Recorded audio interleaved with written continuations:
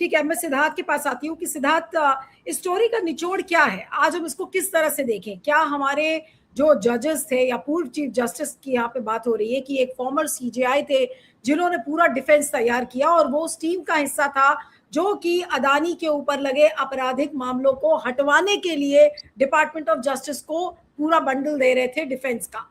अब इस पर क्या कहा जाए कि क्या अब हम ये कहें कि अब जुडिशरी जो भी थोड़ी बहुत बची थी वो भी खत्म हो गई? क्या अदानी ने इन सबको भी खरीद लिया है? हाँ, देखिए, होता यह है कि इस तरह की मामले आते हैं तो हम लोग बाइनरी में देखना शुरू करते हैं। ये बाइनरी नहीं है। व्यवस्था में कितनी दिक्कत है देखिए कि भारत में कार्यपालिका, विधायिका और न्यायपालिका तीनों एक साथ आ गई किसी एक आदमी को बचाने। लेकिन वो बचाया कहाँ जाके? अमेरिका में। तो हुआ अंदर खाने खेल हो रहा है हिंदुस्तान में, लेकिन इसकी सूचना हमको वायर जैसे अखबार बता रही है, क्योंकि इसका असर पड़ रहा है अमेरिका में। सोचिए ये कितनी बड़ी चीज है, क्योंकि हमें सुनने में तो आता है कि न्यायपालिका अपने आप में संविधान में स्वतंत्र है, लेकिन असल में होता यह है कि न्यायपालिका को तो वेतन से लेके, सुविधा से लेके, बिजली से लेके, पानी से लेके, गाड़ी से लेके, इन सब पर तो निर्भर होना पड़ता है सरकार के ऊपर। तो न्यायपालिका सिद्धांत रूप से तो संविधान में स्वतंत्र है, लेकिन व्यवहारिक रूप से वो कार्यपालिका, क्या कहते हैं, विधायिका के ऊपर निर्भर है। और सबसे मजेदार बात यह है कि हमको ये समझना है कि ये केस अमेरिका में हो रहा है, तो आपको जब तक अमेरिका का सिस्टम नहीं समझेंगे इस केस को ढंग से हम समझ नहीं पाएंगे, क्योंकि ये केस भारत में कुछ हो ही नहीं रहा है। ध्यान में रखिएगा, ये वायर जो भी स्टोरी दे रहा है, ये स्टोरी सारा का सारा प्ले आउट कर रहा है, इसका मंच जो है वो अमेरिका में है।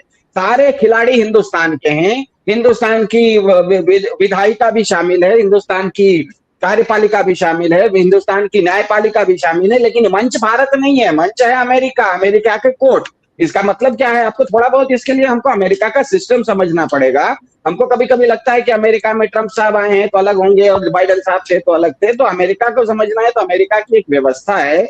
अमेरिका में कोई भी सरकार आती है, मैच वो एक ही तरह के खेलती है। कोई टेस्ट मैच की तरह धीरे धीरे खेलता है, कोई T20 की तरह तेज तेज खेलता है, लेकिन खेलता सब एक ही है। उसका उदाहरण अभी ताजा ईरान युद्ध है। ईरान युद्ध हो रहा था, सब लोग गरिया रहे थे ट्रंप साहब को, लेकिन अमेरिका का न तो कांग्रेस न तो सेनेट उस युद्ध को रोकने के लिए कोई निर्णय लिया, कोई कानून बनाया। क्यों? क्योंकि उन्होंने सोचा कि अगर ट्रंप जीत जाते हैं तो अमेरिका को मुफ्त में ईरान का तेल मिल जाएगा, और अगर ट्रंप हार जाते हैं तो उनकी अपनी एक व्यक्ति की बरकियत होगी। तो अमेरिका सोचता है कि दोनों में अपने को फायदा है तो होने देते हैं, वो तो होने देते हैं। तो ये जो आप मुद्दा बता रही हैं आज, जो वायर की स्टोरी है, ये क्लासिक केस है कि कैसे अमेरिका में पूंजीवाद है और भारत में पूंजीपतिवाद। अमेरिका खुद के नागरिकों की पूंजी की सुरक्षा भी करता है और विदेशी नागरिकों की पूंजी अमेरिका में लाने के लिए साम दाम दंड भेद सबका इस्तेमाल भी करता है। और भारत क्या करता है? भारत पूंजी की रक्षा नहीं करता, भारत पूंजीपतियों की रक्षा करता है। आप 3 महीने के लिए अपना EMI भरना भूल जाइए, बैंक आपकी पूंजी जब्त करने के लिए घर पहुंच जाएगा। पर बड़े पूंजीपतियों के अपराध की रक्षा करने के लिए विधायिका, कार्यपालिका, न्यायपालिका, ये तीनों एक साथ आ जाएंगे और वो सिर्फ भारत में नहीं बचाएंगे, पूरी दुनिया में जाके अमेरिका में 7 समुंदर पार भी जाने की, जाके बचाने की तैयारी कर रहे हैं। इसका मतलब क्या है? आप इसको समझिए कि पूंजीवाद और पूंजीपतिवाद में क्या अंतर होता है। तो ये जो आपने केस बताया, इस केस को थोड़ा सा हम सिलसिलेवार शॉर्ट में समझेंगे, तभी इसको, इस पिक्चर को ढंग से समझ सकते हैं। एक मेरे ख्याल से पब्लिक इंडिया के पास उसका एक चार्ट भी होगा। केस शुरू होता है जो बाइडेन के समय में मार्च 2014 में। वो SEC और DOJ नाम की 2 संस्था है अमेरिका में। SEC का मतलब जैसे भारत में SEBI होता है कि निवेशकों का पैसे की रक्षा, DOJ का मतलब भारत में जिस तरह से कानून मंत्रालय होता है। ये लोग केस करते हैं, ऊर्जा सौदे में कथित रिश्वतखोरी की जांच एक शुरू करते हैं जो बाइडेन के समय में, और 2 केस करते हैं न्यूयॉर्क में। एक सिविल केस करते हैं, क्रिमिनल केस करते हैं। सिविल केस का मतलब ये होता है कि वहां पर कोई गैर कानूनी काम हुआ है, सिविल केस में आप जुर्माना देके छूट सकते हैं। क्रिमिनल केस होता है क्योंकि वो अपराध होता है, उसमें आप जुर्माना नहीं दे सकते, उसमें आपको सजा देनी पड़ती है। तो ये मार्च 2024 में जो बाइडेन के समय होता है। नवंबर 2024 में उसी केस में अडानी पर धोखाधड़ी का आपराधिक मामला भी दर्ज हो जाता है। ये भी जो बाइडेन के समय में होता है।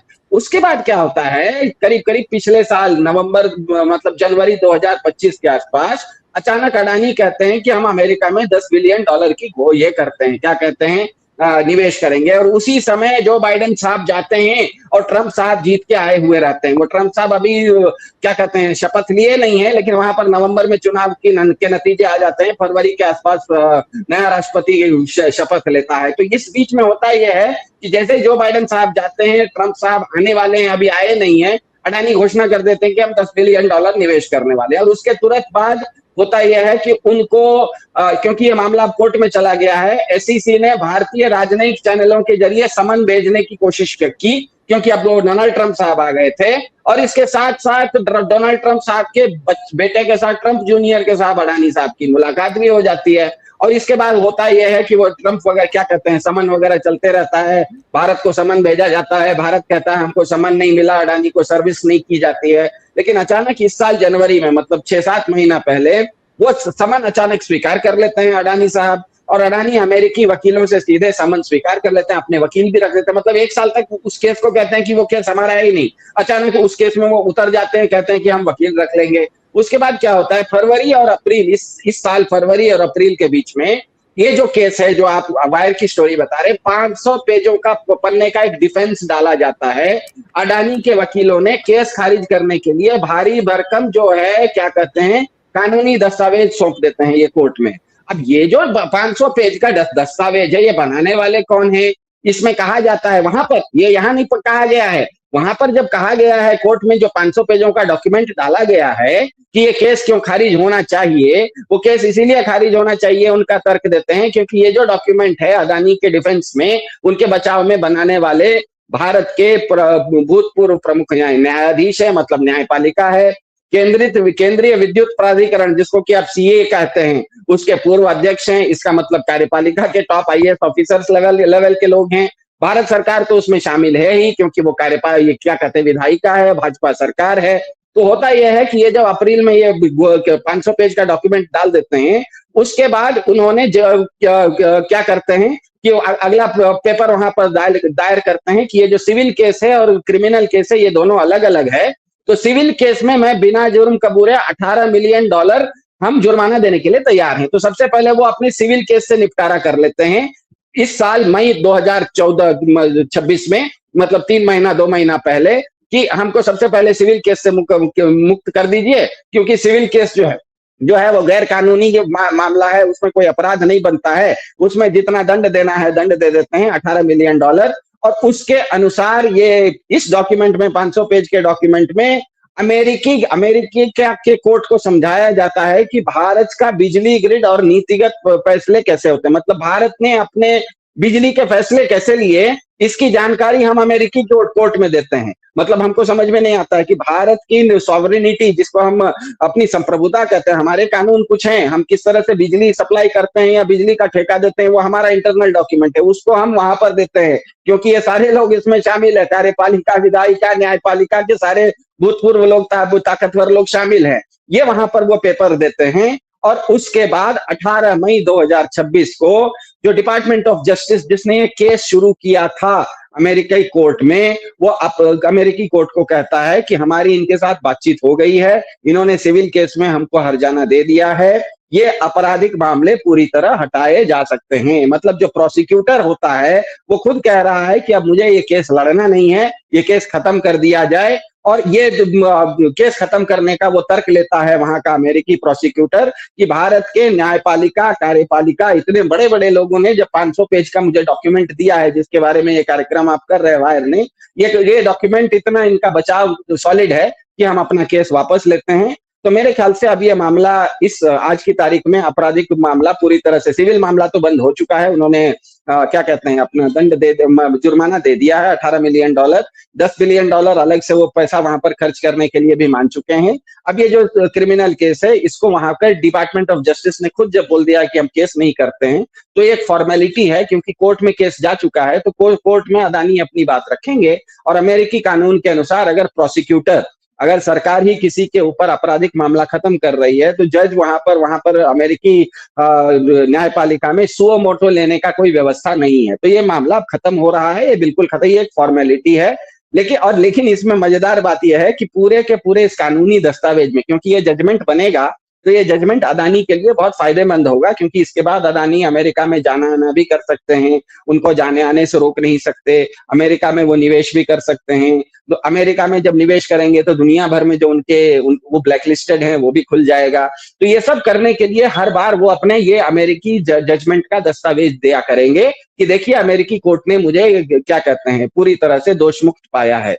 तो उस डॉक्यूमेंट में, उस जजमेंट में ये लिखा हुआ है कानूनी रिकॉर्ड में कि अमेरिकी कोर्ट इस निर्णय पर इसीलिए पहुंचा कि अदानी ने कोई गलती नहीं की, क्योंकि ये दर्ज हो गया है कि भारतीय नौकरशाह और न्यायिक विशेषज्ञों ने एक रिपोर्ट हमको सौंपी थी।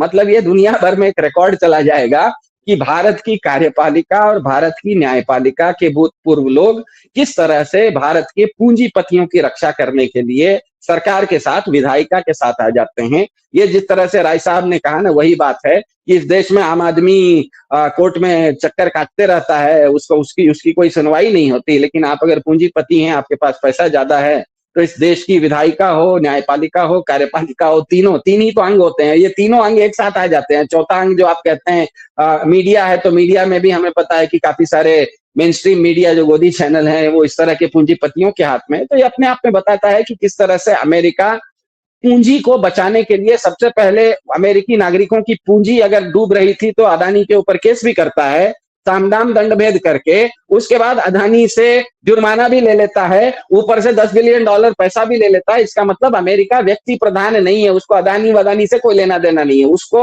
अपने नागरिकों की पूंजी की सुरक्षा चाहिए। विदेशी नागरिकों की पूंजी किसी भी हालत में अमेरिका में चाहिए। ये करने के लिए वो सभी तरह के सामदाम दंड भेद करेगा। वो चाहे जो बाइडेन साहब हो, चाहे ट्रंप साहब हो, कल को कोई दूसरा आ जाए। व्यक्ति बदलते रहेंगे लेकिन उनकी व्यवस्था सेम है।